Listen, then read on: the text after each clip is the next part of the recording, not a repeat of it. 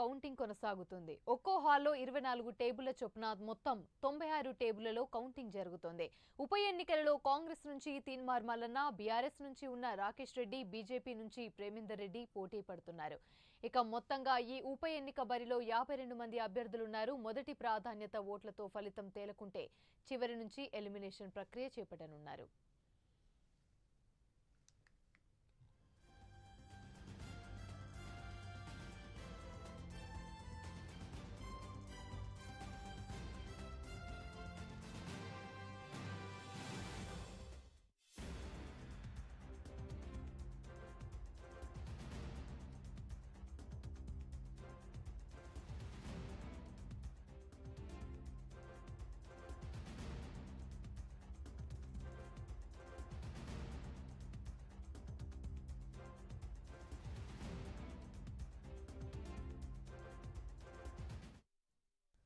Right, counting కేంద్రం నుండి మరింత సమాచారం మా ప్రతినిధి తిరుపతి అందిస్తారు. తిరుపతి, చెప్పండి. యామిని, తెలంగాణలో పార్లమెంట్ ఎన్నికల ఫలితాలు ముగిసిన తర్వాత 3 ప్రధాన రాజకీయ పార్టీలు కావచ్చు, ఇటు పోటీ చేసిన అభ్యర్థులంతా వరంగల్, నల్గొండ, ఖమ్మం పట్టభద్రుల ఉప ఎన్నిక కౌంటింగ్ ఫలితాలు ఏ విధంగా ఉండబోతున్నాయి, కౌంటింగ్లో ఏ రౌండ్ ఫలితాలు ఏ విధంగా, కౌంటింగ్ ఏ మేరకు జరిగిన ఉత్కంఠ అయితే తెలంగాణ రాష్ట్ర వ్యాప్తంగా కొనసాగుతుంది. వరంగల్, నల్గొండ, ఖమ్మం పట్టభద్రుల ఎమ్మెల్సీ ఉప ఎన్నికకు సంబంధించి 3 ప్రధాన రాజకీయ పార్టీలకు సంబంధించిన కీలక నేతలు హోరాహోరీగా ప్రచారం కొనసాగించి తమ అభ్యర్థి గెలిపే లక్ష్యంగా రాజకీయ పార్టీల నేతలు ప్రచారం కొనసాగించిన తర్వాత పోలింగ్ జరిగింది. ఈ రోజు ఉదయం 8 గంటల నుంచి కౌంటింగ్ ప్రక్రియ కొనసాగుతుంది. నల్గొండ జిల్లా తిప్పర్తి మండలం దుప్పలపల్లి ఉన్నటువంటి గోదాం దగ్గర కౌంటింగ్ ప్రక్రియ కొనసాగుతుంది. ప్రస్తుతం నేను కౌంటింగ్ జరుగుతున్నటువంటి ప్రాంతం దగ్గర నుంచి విజువల్లో ఇక్కడ నుండి ఏజెంట్స్ కావచ్చు, ఎన్నికల సిబ్బంది అంతా కూడా నల్గొండ, ఖమ్మం, వరంగల్ ఎమ్మెల్సీ ఉప ఎన్నికకు సంబంధించినటువంటి కౌంటింగ్ ప్రక్రియను కొనసాగిస్తున్నారు. ఉదయం 8 గంటల నుంచి కూడా ఈ పోలింగ్ అయినటువంటి ఓట్లన్నీ కూడా బండెల్స్ ద్వారా లెక్క పెట్టేటువంటి ప్రయత్నం అయితే చేస్తున్నారు. ఉదయం నుంచి కూడా బండెల్స్ కట్టేటువంటి ప్రక్రియ కొద్దిసేపటి క్రితం ముగిసినట్టు తెలుస్తుంది.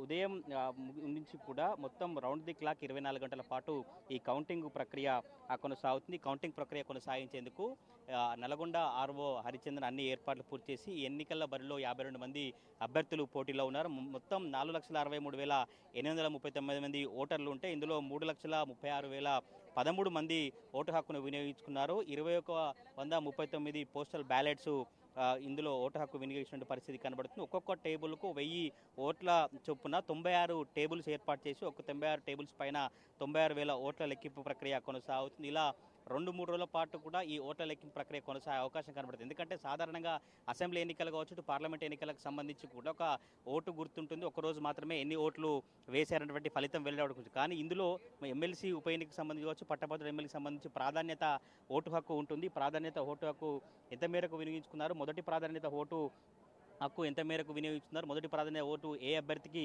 ఎంత వచ్చాయని కూడా తెలుస్తారు. ఒకవేళ చెల్లుబాటు అనేటువంటి ఓట్లలో సగం కంటే ఎక్కువ ఓట్లు ఎవరికైతే వస్తాయో వారే విజేతగా అధికారులు ప్రకటిస్తారు. ఒకవేళ సగం కంటే ఎక్కువగా రాకపోతే మళ్ళీ రెండో రౌండ్ ప్రాధాన్యత ఓట్లను లెక్క చేపడతారు. ఒకవేళ రెండో ప్రాధాన్యత ఓట్లు కనుక కొనసాగితే 3 రోజుల పాటు ఈ పట్టభద్రుల ఎమ్మెల్సీ ఉప ఎన్నిక కౌంటింగ్ ప్రక్రియ కొనసాగేటువంటి అవకాశం కనబడుతుంది. మనం విజువల్లో చూస్తున్నాం. దుప్పలపల్లి దగ్గర ఉన్నటువంటి గోదాంలో కౌంటింగ్ ప్రక్రియ కొనసాగుతుంది. మొత్తం 4 హాల్స్ను ఏర్పాటు చేసి 24 గంటల పాటు ఓట్ల లెక్కింపు చేపట్టేలా షిఫ్ట్ల వారీగా సిబ్బంది నియమించారు. ఒక్కొక్క షిఫ్ట్కు 900 మంది సిబ్బంది కౌంటింగ్ ప్రక్రియను కొనసాగిస్తారు. మొత్తం కౌంటింగ్ పరిసర ప్రాంతం అంతా కూడా పోలీసులు 3 అంచెల భద్రత ఏర్పాటు చేసి 144 సెక్షన్ అమలు చేశారు. ఈ కౌంటింగ్ ప్రక్రియ మొత్తం సీసీ కెమెరాల పర్యవేక్షణతో కొనసాగుతున్నటువంటి పరిస్థితి కనబడుతుంది. గత నెల 27 జరిగినటువంటి ఎమ్మెల్సీ ఉప ఎన్నిక పోలింగుల్లో 72.44 పోలింగ్ శాతం నమోదైనట్టు అధికారులు చెప్పినటువంటి పరిస్థితి కనబడుతుంది. మొత్తం 4 రౌండ్స్లో ఈ తొలి ప్రాధాన్యత ఓట్ల లెక్కింపు పూర్తి కానున్నట్టు తెలుస్తుంది. ఒక తొలి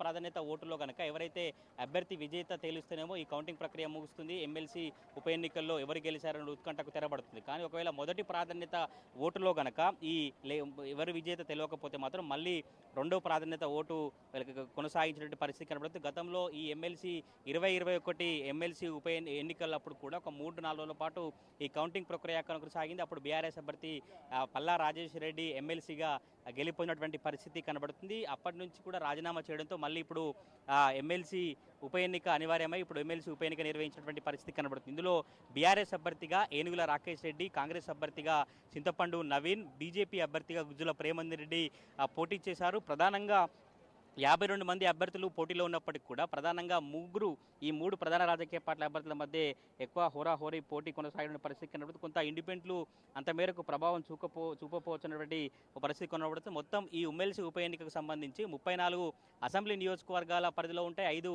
లోక్సభ నియోజకవర్గ పరిధిలో 605 పోలింగ్ బూతుల్లో కూడా ఈ ఎమ్మెల్సీ ఉప ఎన్నిక ప్రక్రియ కొనసాగింది. మొత్తం సాయంత్రం కట్టలు కట్టిన తర్వాత 4 గంటల వరకు సమయం పడుతుంది అధికారులు చెప్తారు.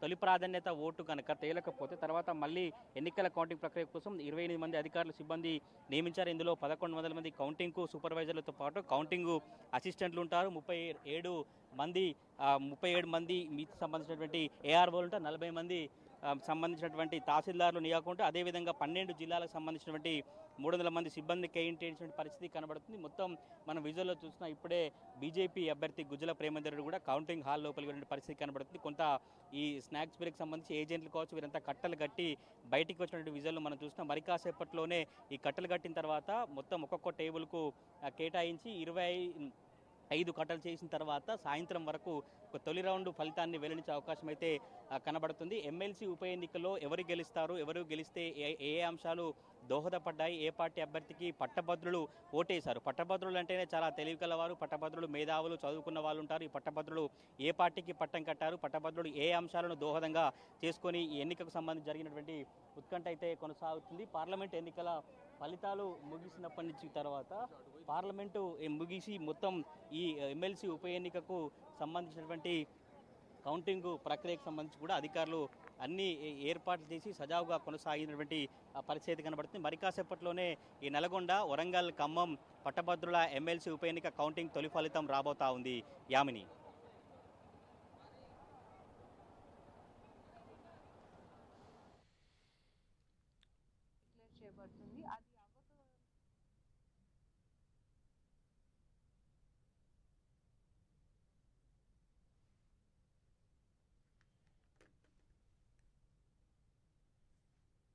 మార్నింగ్ 8 o'clock ఎగ్జాక్ట్ ఆన్ డాట్లో మనము ఎమ్మెల్సీ ఎలక్షన్స్ కౌంటింగ్ ప్రక్రియ స్టార్ట్ అయింది. సో 96 టేబుల్స్ ఉన్నాయి, 4 హాల్స్లో కౌంటింగ్ జరుగుతోంది. ఇది లాస్ట్ టైం కన్నా టేబుల్స్ డబుల్ చేయడం జరిగింది అండ్ కౌంటింగ్ స్పీడప్ చేయడం జరిగింది. ఇప్పుడు వరకు 4 రౌండ్స్ కంప్లీట్ అయినాయి, అంటే 4 రౌండ్స్ బండ్లింగ్ జరుగుతుంది, 4 బాక్సెస్ ఓపెన్ అయినాయి. ఇంకొక 2 రౌండ్స్ ఉన్నాయి 600 బాక్సెస్కి.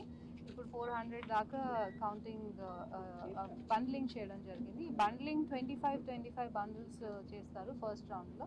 సో ఆ బండ్లింగ్ ప్రాసెస్ నడుస్తుంది. దీని తర్వాత ఇది expected to complete around 1 o'clock. ఆ 1 o'clock నుంచి మనము నెక్స్ట్ రౌండ్ టేకప్ చేయడం జరుగుతుంది. ఆ రౌండ్లో ఫస్ట్ ప్రిఫరెన్స్ ఓట్స్ ఎవరికి ఉన్నాయి అది చూస్తారు అండ్ ఎలిమినేట్ అంటే రిజెక్షన్ అవుతున్న పేపర్స్ ఏమైనా మిస్టేక్స్ ఉన్నా కానీ వాళ్ళు కరెక్ట్గా మార్కింగ్ చేయలేదు అంటే ఈ పేపర్స్ తీయడం జరుగుతుంది. సో అది ఫస్ట్ రౌండ్ ప్రాసెస్. దాని తర్వాత నుంచి ఒకవేళ ఫస్ట్ రౌండ్లోనే ఎవరన్నా హాఫ్ వే మార్క్ వెళ్తే వారిని డిక్లేర్ చేయబడుతుంది. అది అవ్వక పక్షంలో మనము నెక్స్ట్ రౌండ్